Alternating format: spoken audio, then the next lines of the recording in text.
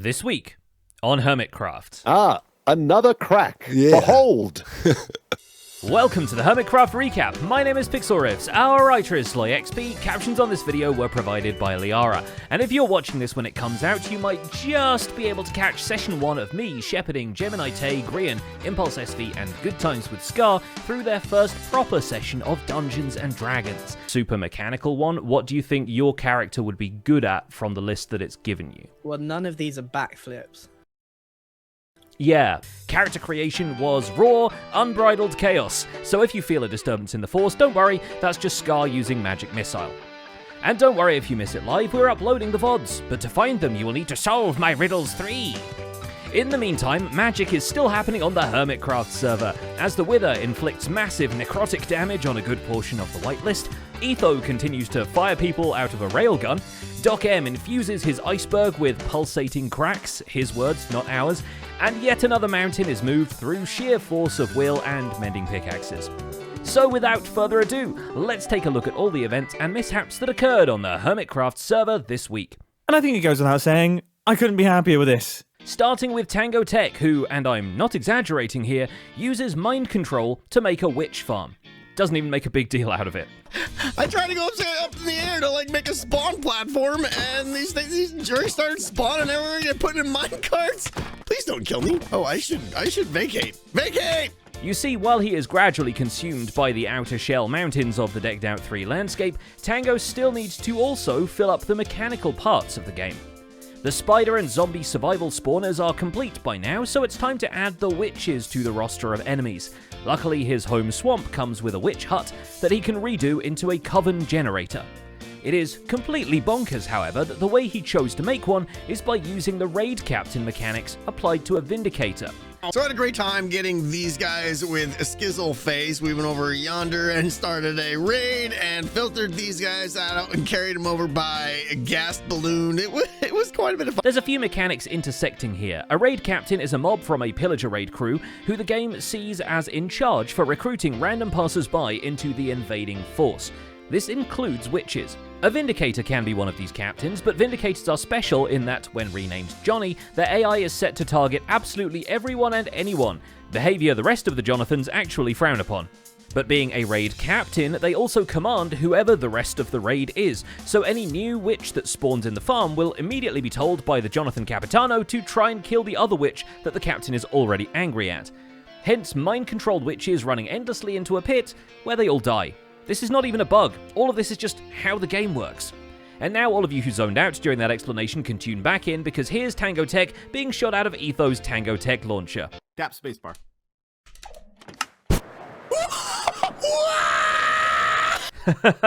Funny. Equally funny, but in a Schadenfreude sort of way, is the testing phase, because for a while there, it was an XP-crafted disintegration device. Nope. I was aiming the exact same way. I don't know what's happening. Fortunately, the powder snow is quite effective at not shooting his items away at light speed, and by the time anyone else shows up to attempt a launch, XP and Etho have figured out the fine detail of how to not get insta-splatted. It's a good thing too, because XP has a curtain wall to build around the cliffside supporting his base. Presumably it needs the structural support for the extra weight of the snow golem statue. I am the new guardian of the snow golem guy. Apparently. The wall looks cool. XP gets to duke it out with Cub in a friendly spot of camel jousting later, and the originator of the snow golem, Jevin, also gets a visit, with XP boarding the galleon to return a shulker box that fell overboard in the process of Jevin pirating some of his iron. I feel like we should return this. Because we didn't move anything. Nothing moved. It's just your recollection of the base that apparently moved. Soon he'll be able to steal honeycomb too, since XP has noticed that he's using a lot of copper actually, and would like a way to wax that. Jevin actually displays some uncharacteristic restraint and decides that he wouldn't download an island. It takes a whole extra episode of digging with friends, but the last landmass in the way of the Haven project finally disappears into the sea. Truly, what couldn't be accomplished by the power of some guys in a lot of brrrt. You can say whatever you want. That's my get out of jail You can card, say right you there. have streamer brain, even though Jevin's the one streaming. Like, it's all loud. Yeah. This is a no judgment zone. It might have taken quite a few beacons, but now they have a pirate bay on the server.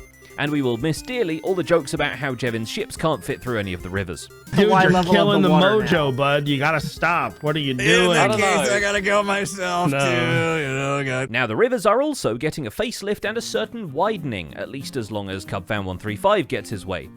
Which he always does. Though mainly preoccupied with making a speed drop from his base and into the underwater Nautilus cave, Cub actually has every reason to make sure he has a quick access point to the Spawn River network. He actually wants to remake the whole thing into a highway. His coral cave would just be one stop on the line spanning multiple bases, each eventually providing their own refurb of their river segment. It's a pretty great way to add a racetrack to the common area, but boy, what a sewer level it could be instead. But it should be a really, really awesome and fun experience, like with a bunch of hermits participating and building their own unique takes on like a Nautilus race course in their individual sections. If the water level drops suddenly, it's because Joe Hills is pouring it from the front of his television studio. But at least he's doing it in a more organised way. Now the redstone lines are colour-coded, and now the basement is watertight enough that he can set up a redstone testing lab in there to figure out what on earth redstone actually does. So I had to stream from my laptop on battery power rather than my proper recording computer. But you'll have to take my word for it. We got this rewired, and I am very pleased. He also contributes to the net volume of ocean on the server by helping with the aforementioned transformation of a mountain into a sea, so I guess it all balances out. But despite all this dampness, he's still concerned about fire, so the TV studio now has a control room where a security feed will let him know via redstone lamp if the pier outside is burning down. Impulse SV can outlast any fires in his new AFK safe room, which was achieved by digging out the floor in his storage space and putting up all his Corrales posters. Now, I'm not sure how I feel about waking up to looking at this every day. Even laying in bed, you're staring at these paintings of Corrales, so might want to swap those out at some point in time.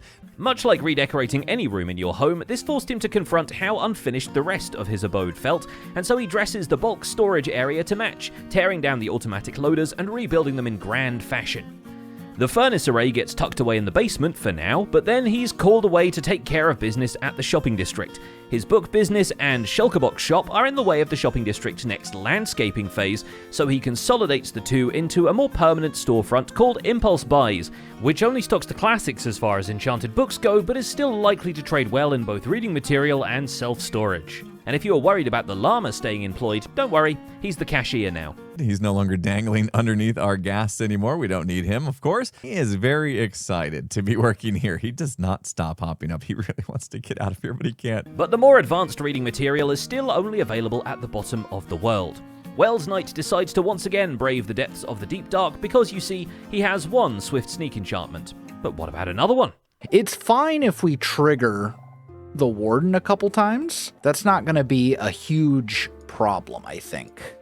Obviously, with his pants upgraded for faster tiptoe, Wells has no problem navigating the ancient cities, but navigating the intense politics of the Moss War proves a little more cumbersome. There simply isn't a book that explains stone generators, so Gemini Tay will have to do. There isn't a book that explains Doc M either. He remains a mystery, as does his shulker project for the shopping district, because he has other priorities, like literally jumping through hoops for cornflowers so he can turn an entire ocean blue, not with water, but with concrete. This is all in service of more buildstone magic, as Doc has taken inspiration from the Brazilian Minecraft community to create lighting effects behind tinted glass by illuminating maps in a flowing sequence. The result is an iceberg with veins of luminous magic still running through it. And naturally Rendog, as the server's self-appointed wizard, swings by to witness this arcane power for himself. And then, because it's blue magic, he wants to copy it. Yeah. Anyway, that is awesome tech, dude. I wanted to, next couple of episodes, I'm going to try and see if I can incorporate this into my ley lines. That'll be so sick. There is, however, something to be said about still fiddling with the classics, because sometimes you add a ring of glass on top of your gold farm and suddenly the rates nearly double. Azuma Void is one of such cases, but he's versed enough in spawn rate wizardry to actually explain what is happening down there, as well as how bundles work for the 10th time. It's not his fault that people still don't get it. A couple of It's not quite, oh, this is the bad place. It's just like, oh, this is the inconvenient place. Guys, Mumbo came round here earlier and he was just having like Eureka after Eureka. It is so funny to see how different this is for everyone. The Copper Golem cosplayer is obsessed with storage sorting? Colour me surprised. Meanwhile, no redstone in the world will stop him from leaving his turbo donkey at Scar's base specifically. Something about the Monopoly Man just screams free parking, apparently. Oh my god, it is my one. I am like vaguely suspicious that this is you pranking me twice, but I don't think you're a mastermind like that, you know. I'm actually I can be devious and smart. Skizzleman, meanwhile, is bringing in all of his personas for a man-to-man-to-man chat. Except for Naked and Scared Skizz, he can participate when he puts some clothes on.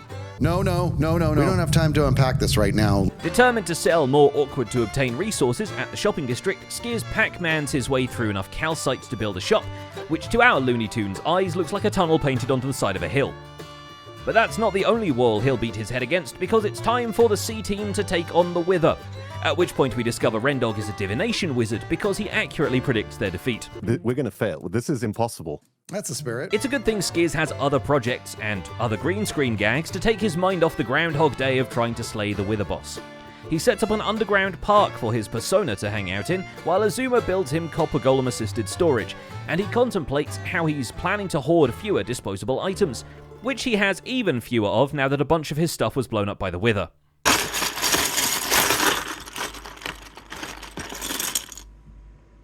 And finally there's Mumbo, who was also blown up by the Wither.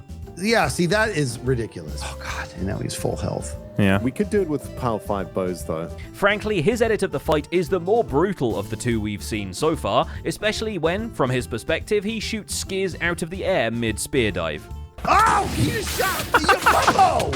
I was about to do a big old spear move! Okay, we're doing what? I died! Fortunately, the rest of the server steps in to help, and he still manages to kill Skizz again right before the Wither is finally taken down. Yes! With that trauma firmly buried, Mumbo returns to a more pastoral existence, landscaping the cliffs around his farm and learning about bundles from Azuma. Little does he know that 3 Wither Skulls and 4 Soul Sand fits easily into a bundle.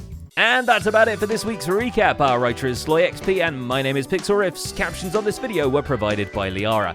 Don't forget to leave a like while you're still here and subscribe so you won't miss future recaps. Thanks for watching, and we'll see you next week.